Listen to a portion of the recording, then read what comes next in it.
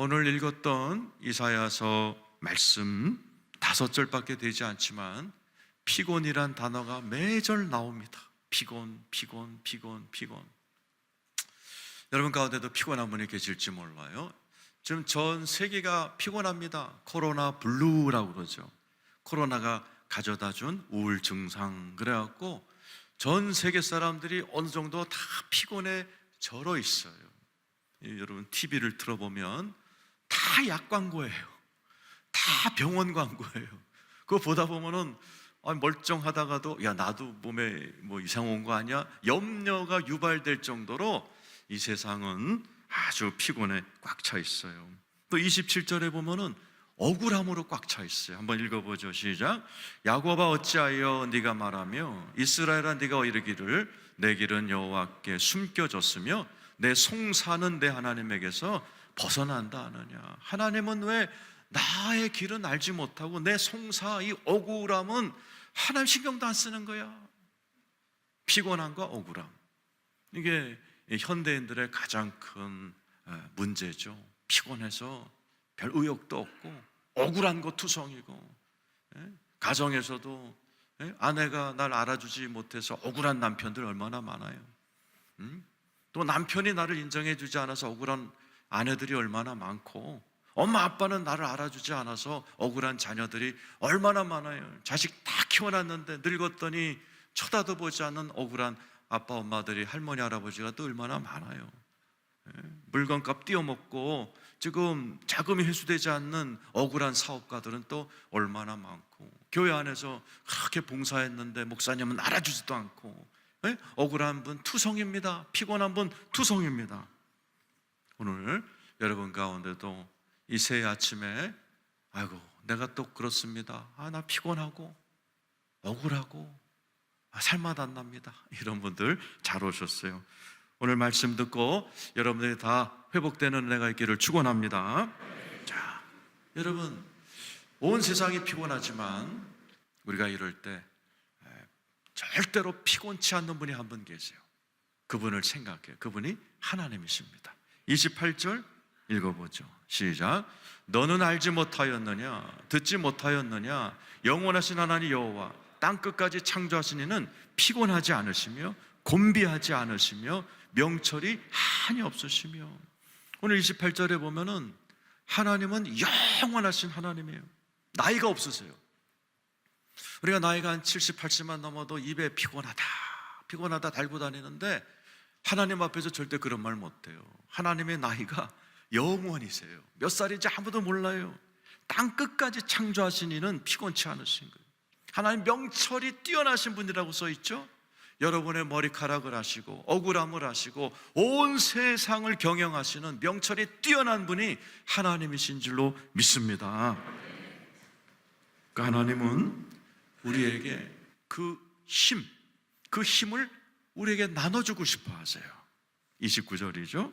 읽어보겠습니다. 시작. 피곤한 자에게는 능력을 주시며 무능한 자에게는 힘을 더하시는. 능력을 주신다. 누구에게? 피곤한 자에게. 이 능력이란 단어가 코아흐라는 히브리 말이에요. 도마뱀이란 뜻입니다. 카멜레온이란 뜻이에요. 하나님이 성경을 쓸 때 능력을 카멜레온이라고 썼어요. 카멜레온은 어떻게 살아남죠? 빨간 장미꽃에 들어가면 몸이 빨갛게 되고 초록색 숲에 들어가면 초록색이 되는 능력, 이것이 하나님이 주시는 능력이에요. 세상은 코로나에 걸렸다가 또 새로워졌다가 불경기였다가 호경기였다가 부동산 떨어졌다가 올라갔다가 세상은 바뀌지만은 그 세상에 적응하지 못하면 사람들 힘들어 하지만은 하나님께서는 그때그때 맞는, 마치 카멜레온이 환경에 맞도록 착착 몸이 변하면서 살아남듯이, 여러분 2023년도 어떻게 될지 몰라요. 경기가 어떻게 될지 몰라요. 부동산이 올라갈지 떨어질지 아무도 몰라요. 여러분의 집에 어떤 일이 일어날지 모르고 여러분의 건강에 어떤 일이 일어날지 몰라요. 그러나 하나님은 어떤 환경에서도 이겨낼 수 있는 그때그때 적절한 지혜와 능력과 힘을 주실 줄로 믿습니다. 하나님이 주시는 힘이에요. 두 번째 보면 뭐라고 됐어요? 29절 뒤에 무능한 자에게는 힘을 주신다. 여기 무능한 분들 잘 들으세요. 무능한 아버지, 무능한 남편, 무능한 자녀들, 무능한 인생들 잘 들으세요. 하나님은 무능한 자에게 힘을 주시는 분이에요. 이 힘은 보이지 않는 힘이에요. 지혜, 권능, 권세. 하나님께서 무능한 분들에게, 무능한 사람들에게, 나는 무능한 자에게 능력을 나눠주는 분이다. 아브라함 75세까지 무능했잖아요. 아들도 못 낳고 아무것도 못하는 그냥 아버지 밑에서 75세가 되도록 아버지 밑에서 그냥 우상 만드는 직업을 했던 무능한 자, 하나님이 찾아오셔서 그 아브라함에게 능력을 주실 때 그가 민족의 조상이 되어버리는 놀라운 은혜를 경험했어요. 오늘 여러분, 하나님께서는 여러분에게 정말 새로운 능력과 힘을 주실 걸 기대하시기를 축원합니다. 우리 하나님은 놀라운 능력의 하나님이에요. 하나님은 피곤함이 없으신 분이에요. 하나님은 힘과 능력과 명철이 한이 없으신 그분이 여러분의 아버지십니다. 여러분의 아버지가 되신 거 믿으시길 축원합니다. 그래서 하나님은 예수 믿고 자녀된 우리들에게 그 힘을 나눠주고 자기처럼 살기를 원하셔서 우리를 창조하시고 구원하신 거죠. 그럼 어떻게 하면 우리가 그 힘을 받을 수 있어요? 31절이죠. 읽어보죠. 시작. 오직 여호와를 앙망하는 자는 새 힘을 얻으리니 독수리가 날개치며 올라감 같을 것이요 다른 박질하여도 곤비하지 아니하겠고 걸어가도 피곤하지 아니하리로다. 따라서 합시다. 여호와를 앙망하는 자는, 앙망한다는 말이 무슨 말이에요? 그래서 어떤 분이 앙앙 울면서 기다리는 거예요. 아니죠? 카와라는 히브리 말은 두 가지 뜻이 있어요. 꾸준히 기다리는 거예요. 하나님의 힘이 올 때까지 믿고 신뢰하고 기대하며 기다릴 때 하나님의 힘이, 하나님의 지혜와 능력이 올 줄로 믿습니다. 두 번째는 모여서 기다리는 거예요. 집에서 혼자 기도하는 것이 아니라, 집에서 혼자 인터넷 보고 예배드리는 게 아니라 이렇게 모여서, 이렇게 모여 있을 때 두세 사람이 모인 곳에 하나님이 임하신다라고 되어 있어요. 그래서 성경에 보면은 이렇게 하나님을 꾸준히 기다렸던 분이 힘을 얻어서 하나님의 놀라운 인생이 열린 분들이 많죠. 히브리서 11장 10절에서 11절. 자, 읽어보죠. 시작. 이는 그가 하나님이 계획하시고 지으실 터가 있는 성을 바랐어. 아브라함과 사라에게 계속 바라고 25년을 바라고 기다리고 그랬더니 11절, 히브리 11장 11절을 빼빼로절이라고 그래요. 11 그래서 한번 읽어보죠. 시작. 믿음으로 사라 자신도 나이가 많아 단산하였으나 잉태할 수 있는 힘을 얻었으니 이는 약속하신 일을 미쁘신 줄 알았음이니라. 무슨 힘을 얻어요? 90세가 된 할머니가 잉태하는 힘을 얻었어요. 힘. 언제? 끝까지 기다렸을 때. 하나님을 믿고 약속하신 일을 미쁘신 줄 알았다. 하나님이 분명히 나를 모른 척하지 않으실 거야. 하나님이 분명히 나에게 뭔가 하실 거야. 믿고 또 믿고 또 믿고 나아갈 때, 90세 되신 사라의 몸에, 잉태할 수 없는 사라의 몸에 하나님의 잉태할 수 있는 힘이 들어가 이삭을 낳는 놀라운 역사가 그 사람의 인생에 일어난 것처럼, 오늘 이 자리에 계신 여러분, 작년까지 기다렸는데 뭔가 힘이 주어지지 않았어요? 올해도 여러분 하나님의 미쁘심을 의지하고 하나님께 나아가 기다리실 때 하나님의 힘이 여러분에게 임할 줄로 믿습니다. 두 번째, 모여서 기다린다는 거죠. 사도행전 2장 1절에서 4절입니다. 시작. 오순절 날이 이르매 그들이 다 같이 한 곳에 모였더니 호련히 하늘로부터 급하고 강한 바람 같은 소리가 있어 그들의 앉은 온 집에 가득하며 마치 불의 엿처럼 갈라지는 것들이 그들에게 보여 각 사람이 하나씩 임하여 있더니 그들이 다 성령의 충만함을 받고 성령이 말하게 하심을 따라 다른 언어들로 말하기 시작. 오순절날 하늘에서부터 능력이 임했던 사건이에요. 언제 임했어요? 1절에 보면 다 같이 모였다라는 거예요.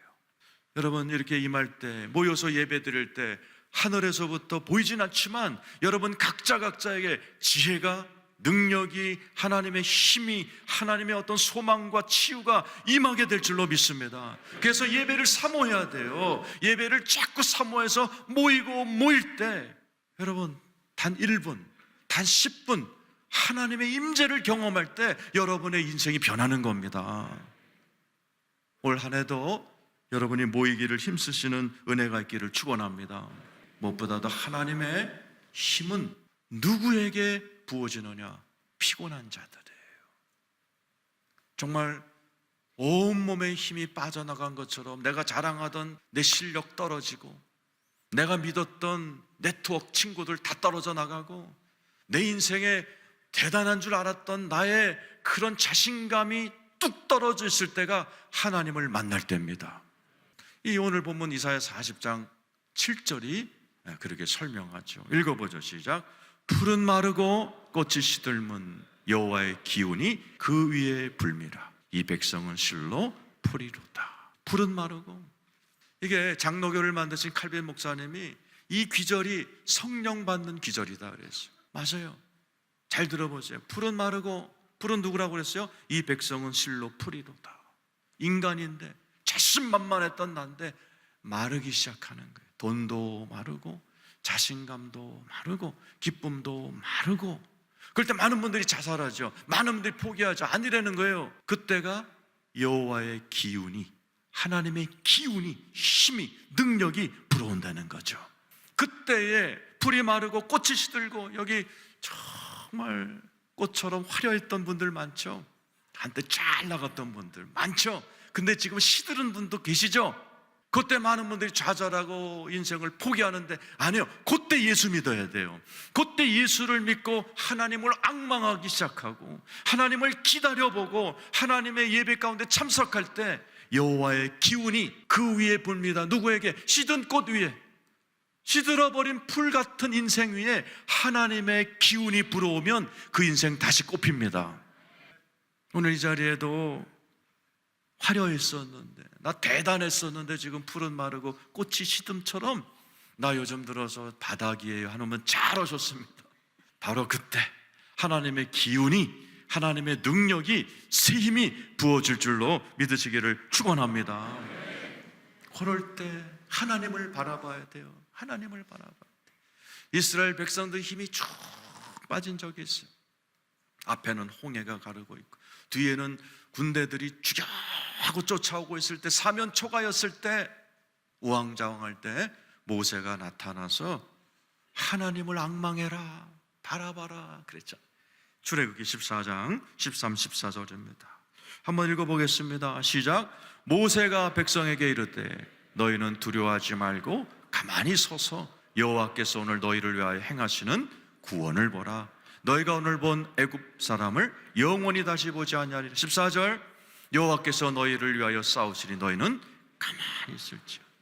하나님을 기다려라. 오늘 이 자리에 계신 여러분, 힘 빠지고 사면초가 꽉 막히신 분, 여러분 사방이 막혀도 한 군데는 뚫려 있어요. 하나님 하늘은 열려 있습니다. 온 백성이 하나님을 앙망할 때 어디선가 하나님의 기운이 불어와. 21절이에요.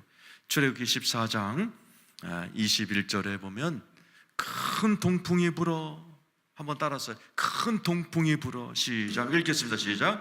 모세가 바다 위로 손을 내밀매 여호와께서 큰 동풍이 밤새도록 바닷물을 물러가게 하시니 물이 갈라져 바다가 마른. 큰 동풍, 이게 히브리 말로 루하, 성령님이에요. 성령의 새바람이 불어오기 시작한 거예요. 그랬더니 뭐예요? 밤새도록 바닷물을 말리시는 거예요. 드라이어도 아닌 그 큰 드라이어가 없는 거예요. 하늘에서 바람이 불어서 바다를 말려버렸어요. 여러분 안에 있는 염증, 암덩어리 말리는 건 하나님 앞에 아무것도 아니에요. 여러분, 하나님의 놀라운 바람이 언제 불었어요? 앙망할 때, 사면초가로 인해서 내 실력과 능력으로 안 될 때, 피곤할 때, 지칠 때, 많은 분들은 땅바닥을 쳐다보고 지옥 가지만은 이럴 때 하나님을 바라볼 때, 이럴 때 기도할 때, 이럴 때 모여 예배할 때 어디선가 큰 동풍이 불어와 바닷물을 말리고 길을 내어 하나님이 예비하신 젖과 꿀이 새 땅으로 들어가게 된 것을 우리는 압니다. 여러분에게도 이런 일이 일어나기를 축원합니다. 큰 하나님의 기운이 여러분에게 임하기를 축원합니다. 그럴 때 지금 이스라엘 백성들은 70년 동안 노예 살고 있어요. 근데 하나님이 너네들은 독수리 같이 될 거야. 독수리 같이 될 거야. 노예와 독수리 너무나 차이 나죠. 31절 다시 한번 읽어보세요.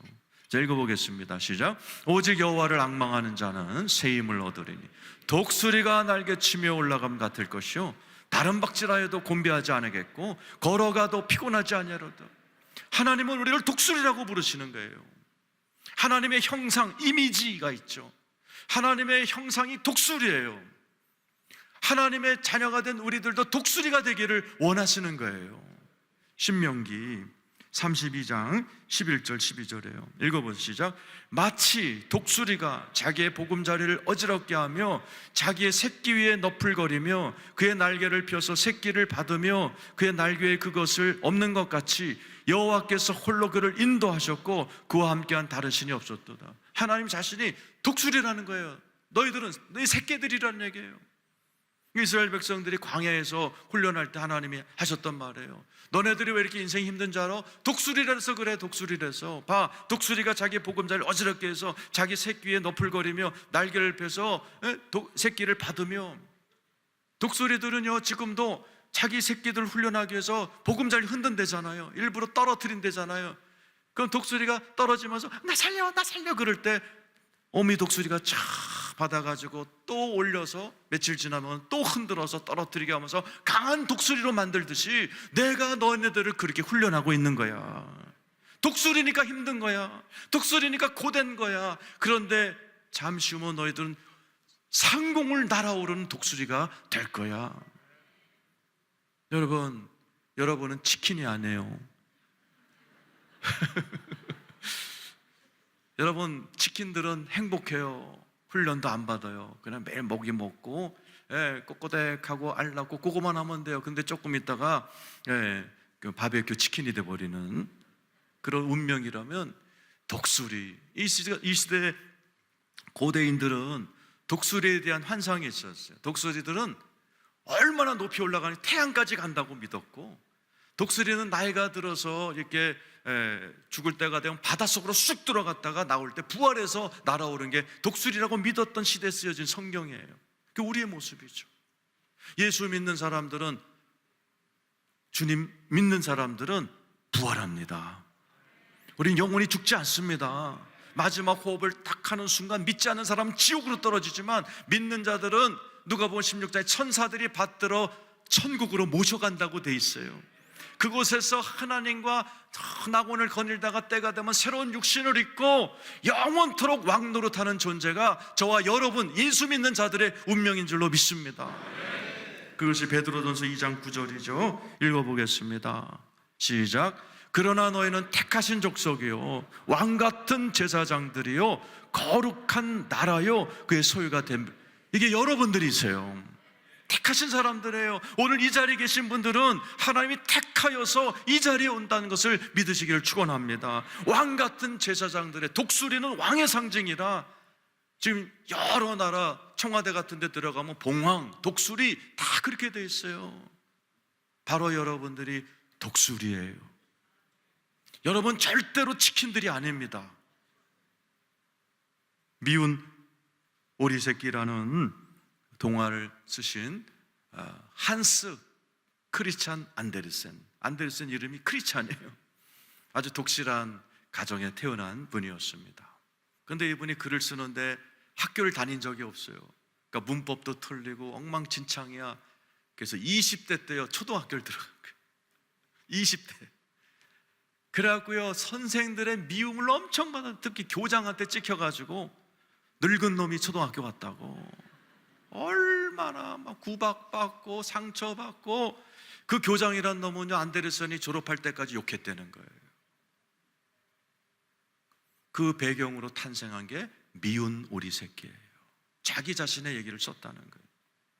안데르센은 집안에도 불우했어요. 아버지도 정신질환자, 형도 정신질환자, 자기만 멀쩡한 거예요. 학교 갔더니 나만 20대, 나머지는 꼬맹이. 자기만 미운 오리 새끼예요. 미운 오리 새끼 읽어보셨죠? 옆에 분에게 얘기해요. 당신은 미운 오리가 아닙니다. 백조예요.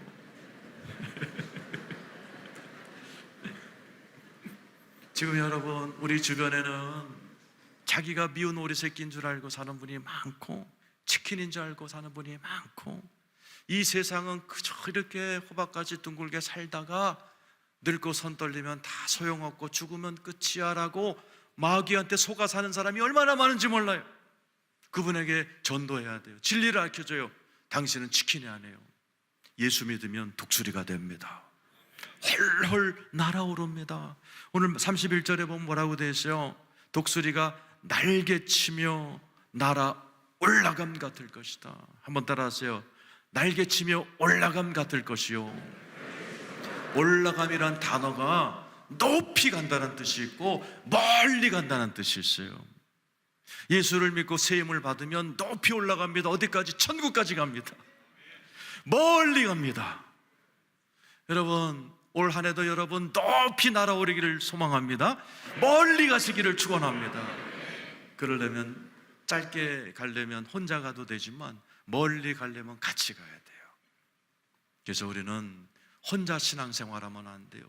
인생이라는 이 어드벤처, 모험을 혼자 떠나면 안 돼요. 같이 가야 돼요. 그래서 교회가 있는 거예요. 하루하루 조심스러운 하루, 아무도 안 가본 하루. 어떻게 살 거예요? 아무 생각 없이 살 거예요? 그러면 안 돼요. 친구 따라 강남 가실 거예요? 안 돼요. 오직 주님을 바라보시며 주님의 인도함을 받으며 또 진지하게 기도하면서 하루하루 살아가는 옆에 사람들의 손을 잡고 하루하루 진지하게 살아가며, 때로 지칠 때, 하나님을 앙망할 때 하늘에서부터 하나님의 힘이 부어지는 그 힘을 받아가면서, 옆에 사람들이 서로 기도해주는 사랑을 받아가면서 여러분이 하루하루 살아갈 때 여러분은 독수리처럼 높이 가게 될 줄로 믿습니다. 멀리 가게 될 줄로 믿습니다. 그런 한 해가 여러분에게 되시기를 예수의 이름으로 축원합니다.